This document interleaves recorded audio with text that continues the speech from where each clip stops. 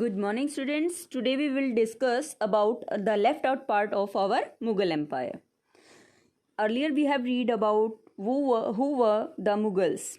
Mughal military campaigns के बारे में हमने पढ़ा and Mughal Empire emperors के बारे में पढ़ा कि मेजर जो कैंपेन्स थे, इवेंट्स थे, उन सब के बारे में हमने रीड किया.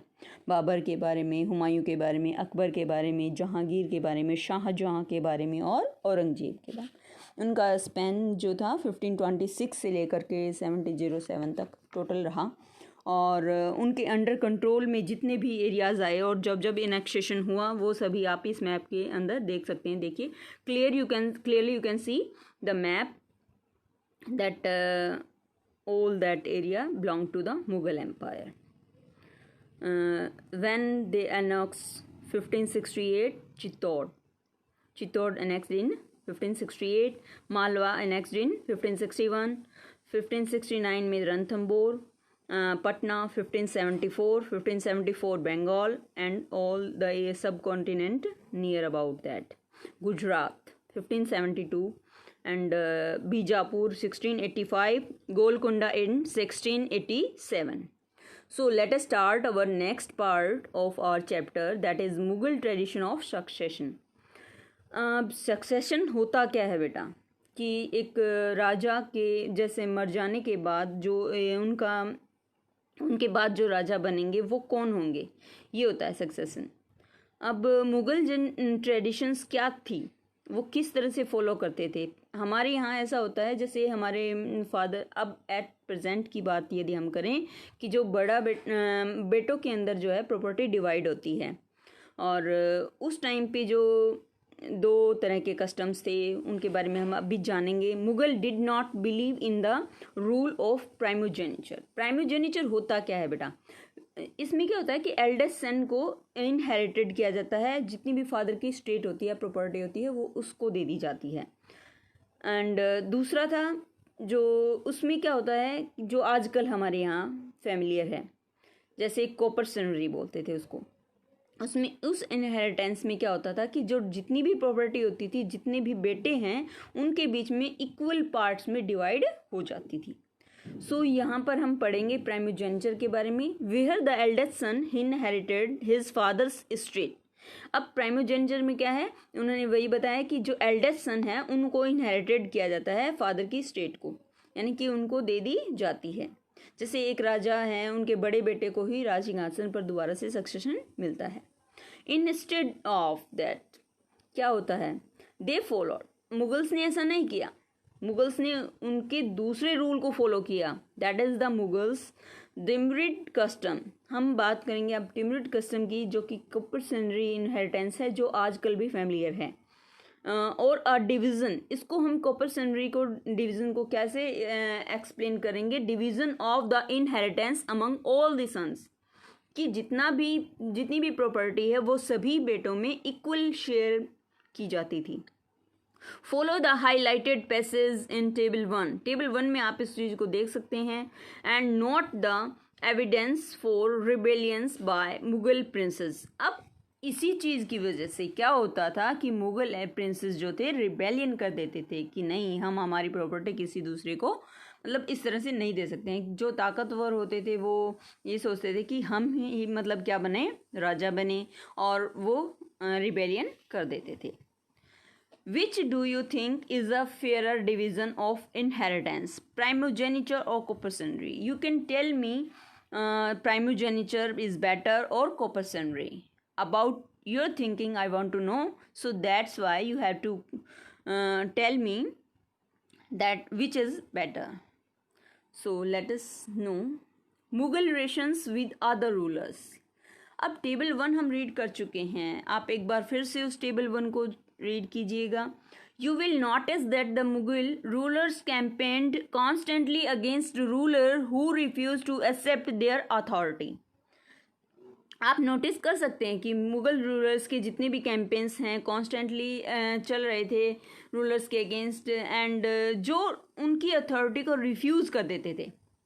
दैट मीन्स कि अगर उनकी अथॉरिटी को ईजीली वो एक्सेप्ट कर लेते थे तो उनके लिए वो कैंपेन्स नहीं चलाते थे, यानी कि उनके साथ वो लड़ाई नहीं करते थे, फाइट नहीं लड़ते थे. But as the Mughals became powerful, many other rulers joined them voluntarily. यानी कि क्योंकि पता था सबको कि मुगल्स बहुत ज़्यादा पावरफुल थे उस टाइम पे, रूलर्स जितने भी थे मोस्ट प्रोबेबली वो अपने इजीली, मतलब हम कह सकते हैं कि एक्सेप्ट कर लेते थे उनकी रूलिंग डायनेस्टी को, मतलब उनके अंडर वो वर्क करने लग जाते थे.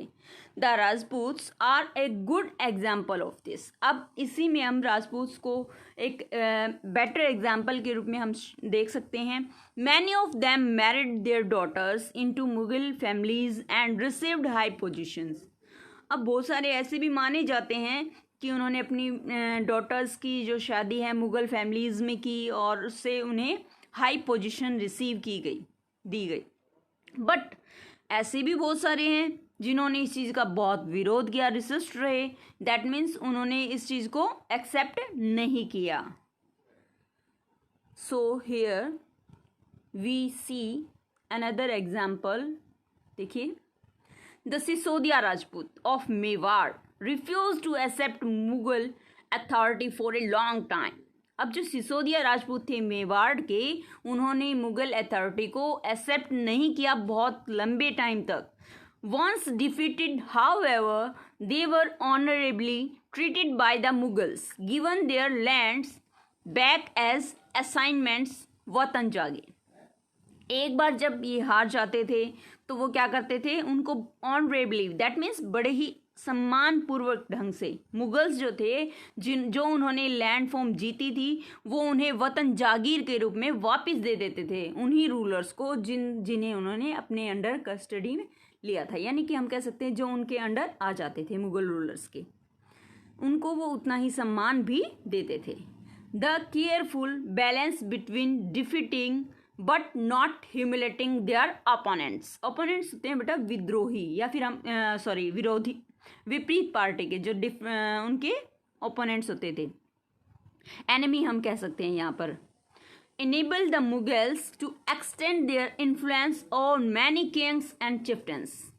अब ये बैलेंस कैसे बनता था कि वो उनको ह्यूमिलेट नहीं करते थे हार जाने के बाद. जब वो हार जाते थे, यानी कि उनकी जब ओपोनेंट्स हार जाते थे तो उनको ह्यूमिलेशन नहीं फील करनी पड़ती थी, वो उनको ह्यूमिलेट फील नहीं कराते थे. एंड रीज़न क्या था उनका, इसी वजह से मुग़ल जो है अपने इन्फ्लुएंस को बढ़ाने में काफ़ी हद तक कामयाब रहते हैं. वो एक बहुत ही अच्छे सफल शासक इसीलिए बन पाए क्योंकि उन्होंने अपने मित्र बनाए, जीत करके प्रॉपर्टी को, जीत करके राजाओं को उन्होंने अपने अंडर उनको वर्क करवाया, उनको ह्यूमिलेट नहीं करवाया. एक बार ऐसा हुआ था कि औरंगज़ेब ने ऐसा किया था कि शिवाजी को ह्यूमिलेट किया था, उसका उन्हें बहुत बुरा परिणाम देखने को मिला था. So here we read that enable the Mughals to extend their influence over many kings and chieftains. ऐसा ही हुआ था. देखिए, उन्होंने बहुत सारे एरियाज़ को अपने अंडर कंट्रोल कर लिया था, अपना इन्फ्लुएंस बढ़ाया, किंग्स और किंग चिफ्टेंस को अपने अंडर किया. But it was difficult to keep this balance all the time. परंतु ये बहुत ही डिफ़िकल्ट था कि इस बैलेंस को वो बनाए रखें. आप टेबल 1 में नोट कर सकते हैं कि देखिए यहाँ पर बताया गया है औरंगज़ेब इंसल्टेड शिवाजी. ये हमने आपको बताया भी था कि औरंगज़ेब ने इन शिवाजी को इंसल्ट किया था. यहाँ पर शिवाजी की मैं बात करूँ, शिवाजी हमारे लिए बहुत ही फैमिलियर, मतलब हम मानते हैं यहाँ पर. उन्होंने नेवी, उन्हें क्या कहा जाता था, फादर ऑफ इंडियन नेवी. आप यहाँ पर नोट कर सकते हैं कि उन्हें शिवाजी को फादर ऑफ इंडियन नेवी माना जाता है. और रीज़न क्या था इसके पीछे, क्योंकि यही पहले शख्स थे, because he was first person who realised the importance of naval forces. That's why he was called father of army Indian navy. So here हम बात कर रहे थे कि भी औरंगज़ेब ने इंसल्ट किया था शिवाजी को मेनली. तो यहाँ पर Mughal authority who when he came to accept Mughal authority, जब वो वहाँ पर आए मुग़ल अथॉरिटी को एक्सेप्ट करने के लिए, देखो इजीली वो एक्सेप्ट कर रहे थे, बट औरंगज़ेब ने उन्हें इंसल्ट करके अपना दुश्मन बना लिया. What was the consequences of this insult. अब इसके इंसल्ट के हमने कॉन्सिक्वेंसेस टेबल 1 में रीड भी किए थे. क्या रीड किए थे कि औरंगज़ेब के जो बेटे हैं उन्होंने उनके खिलाफ रिबेलियन किया, और जब रिबेलियन किया तो शिवाजी ने उनका साथ दिया था. क्यों? क्योंकि उन्हें इंसल्टेड फील हुआ था जब इन्होंने इनकी इंसल्ट की थी. So here we read mansabdars and jagirdars. Next part, mansabdars क्या होते हैं बेटा और जागीरदार्स क्या होते हैं. इसके कीवर्ड्स मैं साथ साथ आपको भेज रही हूँ, साथ साथ आप लर्न कर लीजिएगा. You have to learn all the keywords which I have provide you today. As the empire extended to encompass different regions, the Mughal recruited diverse body of people. जैसे ही एम्पायर जो है एक्सपेंड होता है, encompass different regions, the Mughal recruited diverse body of people. अब जैसे हमारा जो अब कोई भी बात है, जैसे कोई भी अगर परिवार बड़ा होता है तो उसकी जिम्मेदारियां भी बड़ी होती हैं. ऐसे ही क्या है कि मुग़ल एम्पायर जब अब बढ़ रहा था, यानी कि अपने एक्सपेंशन पे था, तो उन्हें क्या चाहिए थे कि उनको बहुत ज़्यादा रिक्रूटेड पर्सन्स चाहिए थे काम करने के लिए. जैसे किसी चीज़ को संभालने के लिए पर्सन्स को मतलब ड्यूटी लगानी होती थी, तो अब उन्हें बहुत ज़्यादा डिफरेंट बॉडीज चाहिए थी लोगों की, यानी कि डिफरेंट पर्सन चाहिए थे सिक्योरिटी के लिए. अब छोटी सी तुर्किश नोबल्स से यदि हम स्टार्टिंग करें, from a small nucleus of Turkis. अब पहले तुर्की नोबल्स होते थे, यानी कि तुरानीज, इसको दूसरा नाम है तुरानीज. वो पहले हाई पोजीशंस पर काम करते थे. बट अब जैसे जैसे एक्सपेंशन हो रहा था मुग़ल एम्पायर का, तो उन्हें डिफरेंट एरियाज़ में डिफरेंट लोगों को अपॉइंट करना था. तो उनको अपॉइंट करने के लिए उन्होंने क्या किया, बहुत सारे ईरानीज़ को भी लिया, तुर्कीज़ को भी लिया, इंडियंस को भी लिया, मुस्लिम्स को भी लिया, अफ़गानीज़ को भी लिया, राजपूत्स को भी लिया और मराठास को भी. और हम कह सकते हैं कि बहुत सारे अदर ग्रुप्स भी उसमें इंक्लूडेड थे उन सभी पोस्ट में संभालने के लिए मुग़ल एम्पायर को. Those who joined Mughal services were enrolled as mansabdars. अब जो मुग़ल सर्विस कर रहे थे उन सबको एक पद दिया गया था, एक डेजिग्नेशन दी गई थी. That designation is known as mansabdars. Understand? If you have any confusion you can ask me. The term mansabdar refers to an individual who hold a mansab. अब मनसबदार का काम क्या होता है बेटा? अब तक तो हमने कहा कि जैसे उसको होल्ड करना होता था एरिया. अब उनका काम क्या होता है, उसका मीनिंग क्या होता है मनसब का? So the term mansabdar refers to an individual, एक पर्सन होता है हु होल्ड अ मनसब. मनसब का मीनिंग क्या है अब यहाँ पर? एक पोजीशन, दैट मीन्स रैंक. जैसे हमारे आर्मी में आज के दिन लेफ्टिनेंट है, कर्नल है, and there are so many post we get to know. So mansab is as a post at that time.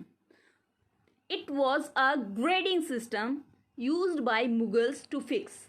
अब ये एक ग्रेडिंग सिस्टम था, मुगल्स के द्वारा फिक्स किया गया था, जिससे रैंक का पता चलता था, सैलरी का पता चलता था, या फिर मिलिट्री रिस्पॉन्सिबिलिटीज़ का पता चलता था कि उस पर्सन के ऊपर कितनी मिलिट्री रिस्पॉन्सिबिलिटीज़ हैं, कितनी उसकी सैलरी हो सकती है, कि क्या उसकी रैंक है.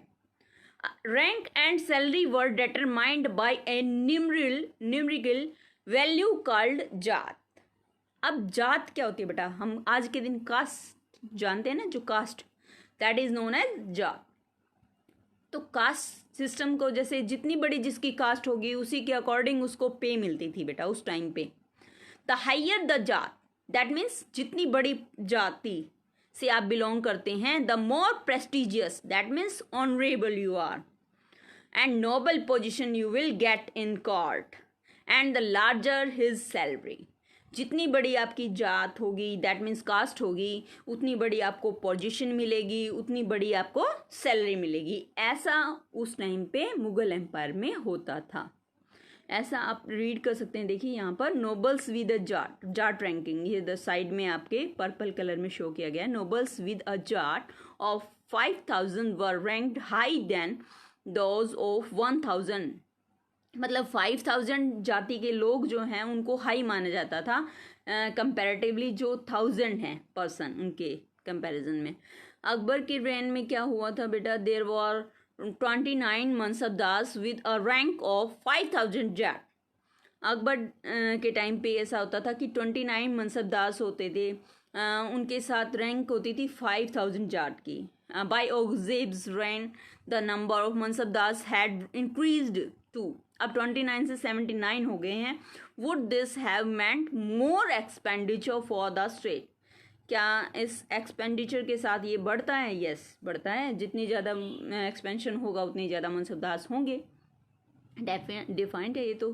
सो here we are the mansabdars military responsibility required him to maintain a specified number of sawar. Sawars क्या होते हैं बेटा? Cavalry man. दैट मीन्स घुड़सवार. घुड़सवार को वो सवार या फिर कैवलरी मैन कहते थे.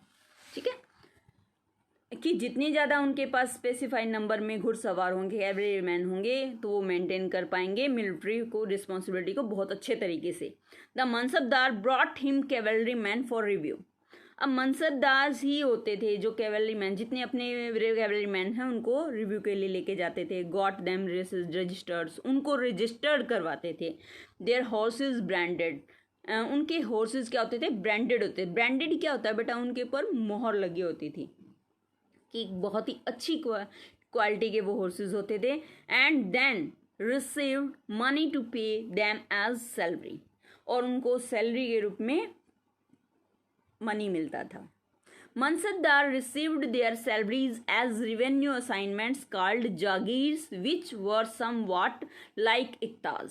अब मनसबदार जो थे वो रिसीव करते थे अपनी सैलरी के रूप में रेवेन्यू जो असाइनमेंट्स होते थे उनको क्या कहते थे? जागीर्स कहते थे रेवेन्यू असाइनमेंट्स को.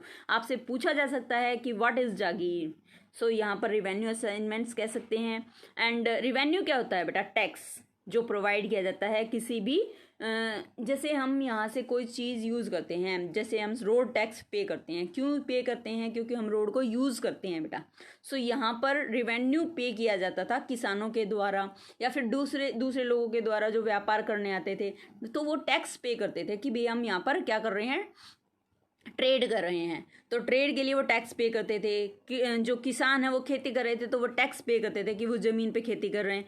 सो इस तरह से रिवेन्यू सिस्टम के ज़रिए जो इनकम होती थी वो उसको जागीर कहा जाता था. और जो जागीर, अब आगे हम रीड करेंगे, विच वर समवॉट लाइक इक्ताज, वो इक्ताज के रूप में जानी जाती थी. इक्ताज का भी कीवर्ड मैंने आपको सेंड किया है. आप जितने भी कीवर्ड्स मैंने सेंड किए हैं पहले उनको लर्न कीजिएगा, उसके बाद आप इसको बहुत अच्छे से समझ पाएंगे. बट अनलाइक मुफ्तीज, परंतु ये मुफ्तीज से डिफरेंट होता था. Most mansabdars did not actually reside in and administer their jagirs. अब मुफ्तीज, इक्ताज, ये सारी चीज़ें क्या है? जागीर, यानी कि एरियाज़ को इक्ताज के रूप में काउंट किया जाता था. मुफ्तीज अब उनसे रिलेशन रखते थे. अब मोस्ट मनसबदार, अब मनसबदार हमने रीड किया था कि एक पर्सन होता है जो पोस्ट है, उसके अकॉर्डिंग क्या करें? डिड नॉट एक्चुअली रेजिड, मतलब उस एरिया में नहीं रहते थे जहाँ पर से वो मनसबदारी कलेक्ट करते थे. और एडमिनिस्टर देयर जागीर्स, जहाँ पर वो एडमिनिस्टर कर दिए थे वहाँ पर वो रहते नहीं थे एक्चुअल में, वो दूसरे एरिया से भी वो कलेक्ट करते थे. They only had rights to the revenue of their assignments which was collected for them by their servants while the mansabdars themselves served in some other part of the country. अब बात कर रहे हैं, देखो मनसबदारी वो कैसे कलेक्ट करते थे? वो उस एरिया में नहीं रहते थे, ठीक है, उस एरिया में उनके सर्वेंट आते थे और वो कलेक्शन करते थे. और ऐसा होता था कि जो मनसबदार हैं, यहाँ पर शो किया गया, देखो आप देख सकते हैं, ये मनसबदार हैं जो घोड़े पे सवार हैं, मेनली जो रेड कलर का पॉट लेके हुए हैं, और सामने उनके पैदल सेना है, उसके पीछे उनके कैवलरी मैन्स हैं. You can see in Akbar's reign these jagirs were carefully assigned to so that their revenues were रफली equal to the salary of the mansabdars. अब जो अकबर के रेन में हम बात करें, जागीर्स को बहुत ही केयरफुली असेस किया गया था ताकि जो रेवेन्यू सिस्टम है वर उसको रफली इक्वल किया जाए, यानी कि जैसे जितने मनसबदार हैं उनको कम से कम सैलरी मिल जाए. ठीक है, इतने अच्छे तरीके से अरेंज किया गया था. बट औरंगजेब के टाइम तक ये सारी चीज़ें क्या हो गई थी? थोड़ी सी डिसमैनेज हो गई थी हम कहेंगे. देखिए अब बात करें, by Aurangzeb's reign this was no longer the case and the actual revenue collected was often less than the granted sum, कि जितना मनसबदार को मतलब सैलरी के रूप में मतलब ग्रांट मिलना चाहिए था उतना औरंगजेब के रेन में नहीं मिल पा रहा था, क्योंकि मनसबदारियाँ बहुत ज़्यादा हो गई थी। Number of mansabdars are greater than the income of the area. There was also a huge increase in the number of mansabdars, क्योंकि अब यहाँ पर जो है मनसबदार नंबर्स में एक्स्ट्रा हो गए थे, ज़्यादा हो गए थे, which meant a long wait before they received a jagir. इसका मतलब क्या होता था कि उन्हें बहुत लंबे टाइम तक वेट करना होता था जागीर वेट लेने के लिए, रिसीव करने के लिए। these and other factors created a shortage in the number of jagirs, और ये दूसरा फैक्टर था कि यहाँ पर शॉर्टेज हो रही थी नंबर्स की जागीर में। एज ए रिजल्ट, इसका रिजल्ट क्या निकला, many jagirdars tried to extract as much as revenue as possible while they had a jagir, कि अब जागीरदार्स को भी थोड़ा सा लालच हम कह सकते हैं यहाँ पर आ जाता है कि जब तक उनके हाथ में जागीरदारी है तब तक वो ज़्यादा से ज़्यादा रेवेन्यू कलेक्ट एक्सट्रैक्ट कर सकें। एक्सट्रैक्ट होता है बेटा इकट्ठा करना, ठीक है, कि जब तक उनके हाथ में जागीरदारी है तब तक वो बहुत ज़्यादा मतलब रेवेन्यू कलेक्ट यहाँ से कर सकें। तो उन्होंने रेवेन्यू इंक्रीज़ कर दिए, और ऐसे सिस्टम में क्या हुआ कि जनता अब जितनी मतलब उनकी इनकम होती है उससे ज़्यादा यदि वो टैक्स पे करेंगे तो वो उनके लिए नुकसान है, उनके लिए लॉस है कि उनकी इनकम कम हो जाती है उससे। तो यहाँ पर विद्रोह की जो पोजीशन थी हम कह सकते हैं रिबेलियन हो जाता है हर जगह से। Aurangzeb was unable to control these developments in the last years of his reign and the peasantry therefore suffered tremendously. अब जो औरंगजेब हैं इस चीज़ को कंट्रोल नहीं कर पाते हैं अपनी डेवलपमेंट को, यानी कि जिस तरह से पीछे के मुगल्स ने किया था, एम्परर्स ने अपने एरियाज़ को एक्सपेंशन किया था, डेवलप किया था, बट यहाँ पर जो औरंगजेब हैं इस चीज़ में वो सफल नहीं रहते हैं। इस वजह से जो जितने भी रेवेन्यू सिस्टम अब चेंज हो गया था, रेवेन्यूज चेंज हो रहे थे, तो पीजेंट्री मतलब किसान जो थे बहुत ज़्यादा सफ़र कर रहे थे। Tremendously that means different different way में और डिफरेंट तरीके से वो परेशान हो रहे थे। अब हम देख सकते हैं यहाँ पर देखिए ये जो हमारे मुग़ल में हैं वो क्या ले रहे हैं, ब्राइब ले रहे हैं, रिश्वत लेते हुए दिखाई दे गए हैं।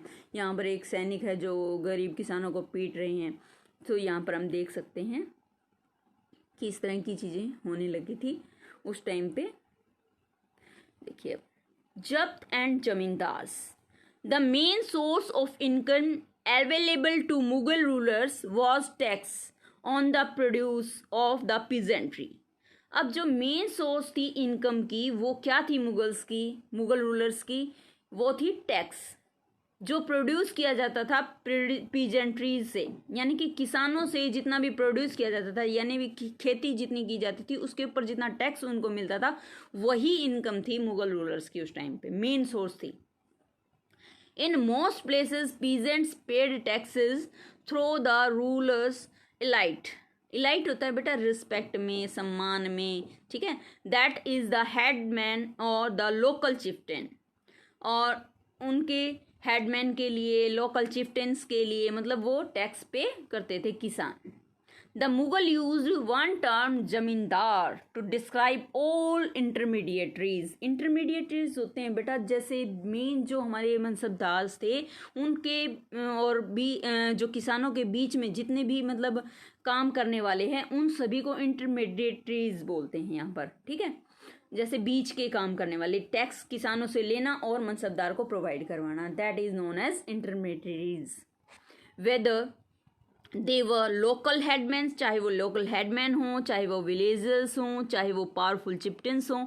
अकबर रेवेन्यू मिनिस्टर टोडरमल, अब टोडरमल बहुत ही फेमिलियर हैं हमारे अकबर के टाइम के, ये मेनली रेवेन्यू मतलब ये पैसों का मामला ये संभालते थे, हिसाब किताब करना और कुछ करना, ठीक है।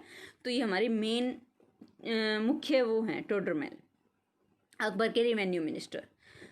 इसका इनका नाम आपसे पूछा जा सकता है एग्जाम में, क्योंकि बहुत ज़्यादा फैमिलियर पर्सन हैं, ठीक है। उनके नवरत्नों में से एक हैं ये, ठीक है। डायमंड हम कहेंगे।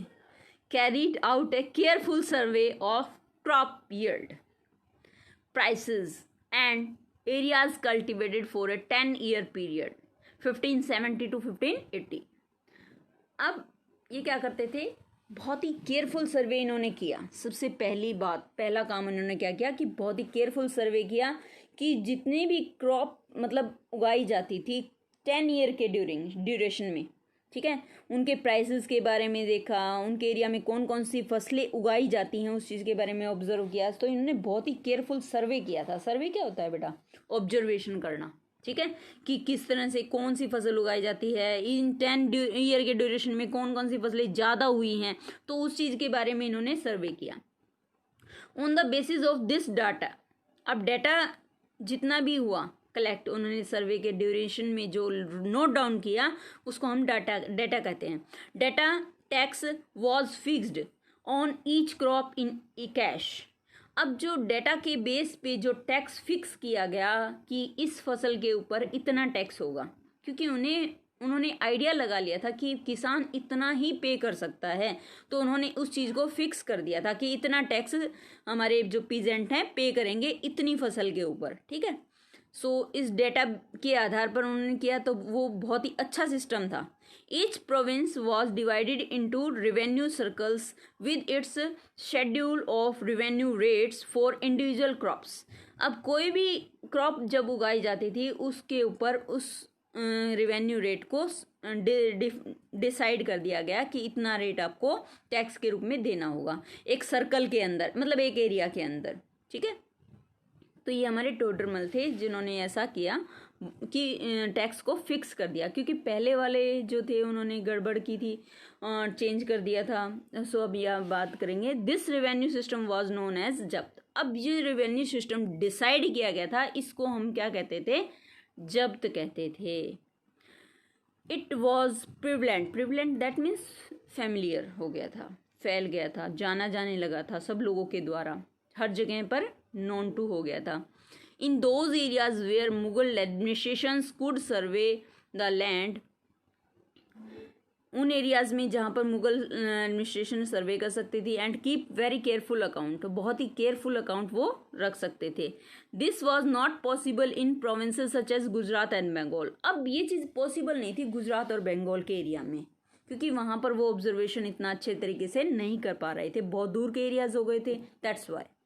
In some areas, the zamindars exercised a great deal of power. अब ऐसे एरियाज में जमींदार्स के पास क्या हो गया बेटा? पावर बढ़ गई, क्योंकि वहाँ से मुगल एम्पायर से उनके पास ज़्यादा वो नहीं कर पाते थे, तो ऐसे एरियाज में जमींदार्स अपने अंडर कंट्रोल रख रहे थे हर चीज़ को। The exploitation by Mughal administrators could drive them to rebellion. अब जो मुगल एडमिनिस्ट्रेटर्स के द्वारा क्या हो रहा था, उनको मतलब एक्सप्लॉइट किया जा रहा था, उसकी वजह से उन्होंने रिबेलियन कर दिया। वो कर सकते थे क्योंकि उनके पास रीज़न था, क्योंकि वो एक्सप्लॉइट हो रहे थे। जब कोई भी किसी भी पर्सन के लिए मतलब मुश्किल हो जाता है कोई भी टैक्स पे करना या फिर कोई भी चीज़ दे पाना, तो वो वहाँ पर उस चीज़ के लिए क्या कहलाता है? एक्सप्लॉइटेशन कहलाता है। कि जैसे आप बात करेंगे कि काम करते वक्त यदि आपको प्रॉपर सैलरी नहीं मिलती है, दैट इज़ एक्सप्लॉइटेशन, ठीक है। या फिर या कहें कि जैसे डेली बेसिस पे कोई मजदूर काम कर रहा है, उसको प्रॉपर वे में मतलब उसको पेमेंट ना दी जाए, दैट इज़ एक्सप्लॉइटेशन। तो सेम वे में हम बात करेंगे कि उन्होंने क्या किया? रिबेलियन किया, जब उनका एक्सप्लॉइटेशन हुआ मुगल एडमिनिस्ट्रेटर्स के द्वारा। Sometimes zamindars and peasants of the same caste allied in rebellion. अब वो एक साथ मिल करके, जो पीजेंट्स हैं, जमींदार्स हैं, वो एक साथ मिल करके क्या करते हैं? रिबेलिंग करते हैं against Mughal authorities, Mughal authorities के अगेंस्ट, इसी वजह से कि उनका एक्सप्लॉइटेशन हो रहा था। And these peasants revolt challenge the stability of the Mughal empire from the end of the 17th century. अब यही जो पीजेंट्स थे जिन्होंने रिवोल्ट चैलेंज किया था स्टेबिलिटी के लिए, मतलब जो मुग़ल एम्पायर यहाँ पर स्टेबल हो रही थी उसके लिए अगेंस्ट उन्होंने क्या किया था, रिवोल्ट किया था। ये कब तक हम बात करेंगे कि 17th सेंचुरी का एंड लगभग आ गया था, तब की बात है। Okay, so here we close our video. We will read the next part in the next video. Thank you. Have a nice day.